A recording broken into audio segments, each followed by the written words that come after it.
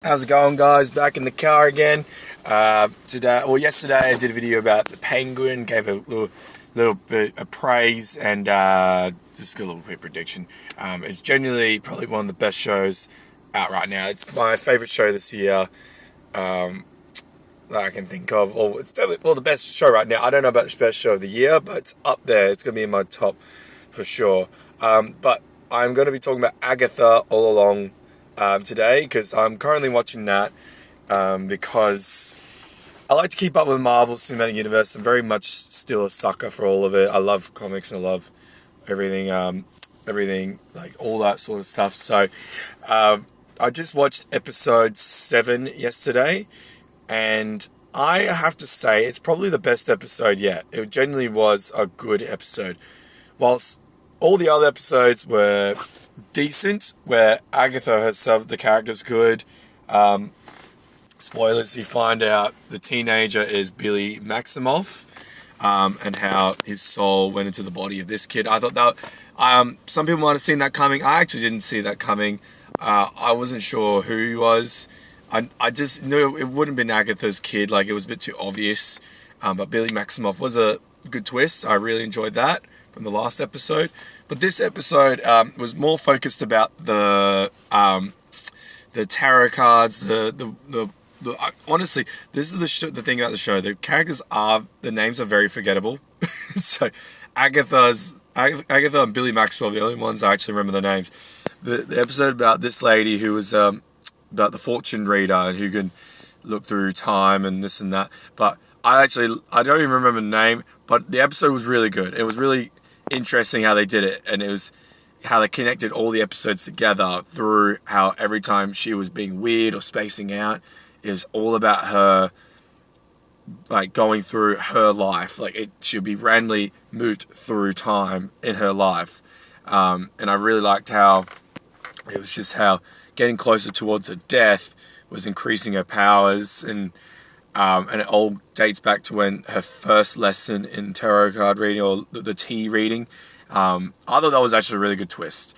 So I actually, the way that episode, it was definitely the best episode yet, which gives me high hopes because I feel like the show has gotten better as it gone along. Like, it started off pretty good, like not bad, same as the other Marvel shows. Like, starts off pretty interesting, but not amazing. That's the way I could describe them.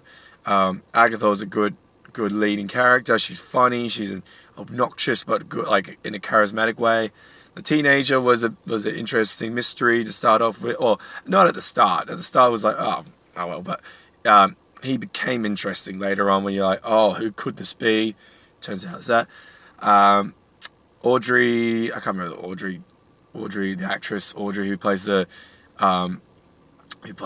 other witch, but I liked her twist how she's like has death, like the original green plant witch. I thought that was pretty cool.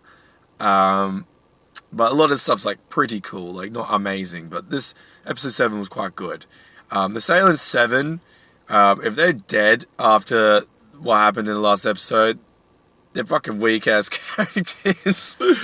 They'll be weak as hell. Like, surely, I don't think they're dead. I think they're just held off for a little bit. But I was like, far out. If they're dead after that, what little bit? The only thing they did was just fight them once and chase them down for like episodes on it. So they would have been honestly the worst villains if that's the case. But still 2 episodes left, so they could possibly come back.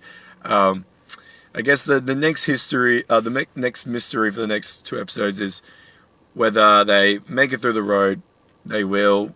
Who comes out of it? Who knows?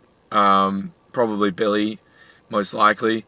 Agatha, maybe it's a 50-50 with her. That's my prediction is Billy's making it out because they're going to use him for later projects, I imagine. Agatha, 50-50. I don't really know. Maybe Billy kills her. But you don't really feel much for this. That's another thing. You don't really get a lot of feeling from it. I'm curious to see what happens now that Billy's in it now. Like, before it was Trove. The reason why I went for it was because it's Marvel. I want to see if anything interesting happens. And now, since knowing Billy is the teenager, I want to see what happens with this character, because I know they're going to use him for further projects. So that's really the reason now.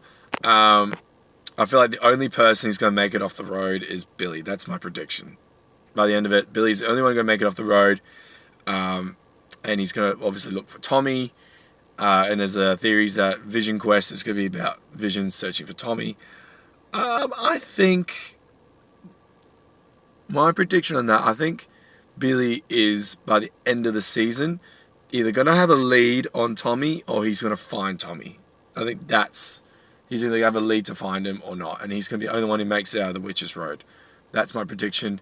Yeah, the show itself is probably the best looking Marvel show in a while. The actual magic side of it's been quite good. A lot better than other Marvel magic stuff. There's actually like genuine, like, weird, twisty magic. So it's actually quite interesting in that way. But